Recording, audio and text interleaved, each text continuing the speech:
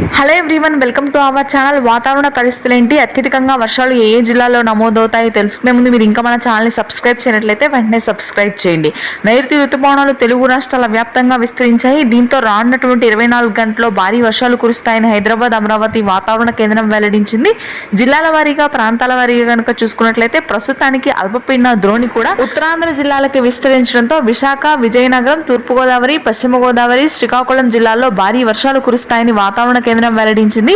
ఈ రోజు రాత్రికి ముఖ్యంగా 14 సెంటీమీటర్ల వర్షపాతం నమోదవుతుంది. అల్పపీడన ద్రోణి అత్యధికంగా ఉత్తర తెలంగాణ జిల్లాల మీద కూడా ఉండే అవకాశం ఉంది.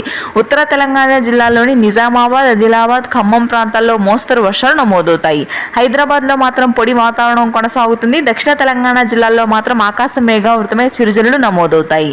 ఇక ఆ తరువాత మధ్యాంధ్ర, గుంటూరు, కృష్ణా, కోనసీమ ప్రాంతాలలో జూన్ 21వ తారీఖు వరకు కూడా తేలికపాటి జల్లులు నమోదు కానున్నాయి. రేపు, ఎల్లుండి నుంచి భారీ వర్షాలు కురుస్తాయి. ఈ జిల్లాల్లో నెల్లూరు, ప్రకాశం జిల్లాలో మోస్తరు వర్షపాతం ఉంటుంది. రాయలసీమ వ్యాప్తంగా మరొకసారి పొడి వాతావరణం 2 రోజుల పాటు కొనసాగుతుంది. నైరుతి ఋతుపవనాల ప్రభావం మాత్రం అత్యధికంగా ఉంటుంది కొన్ని జిల్లాల్లో. Thanks for watching this video.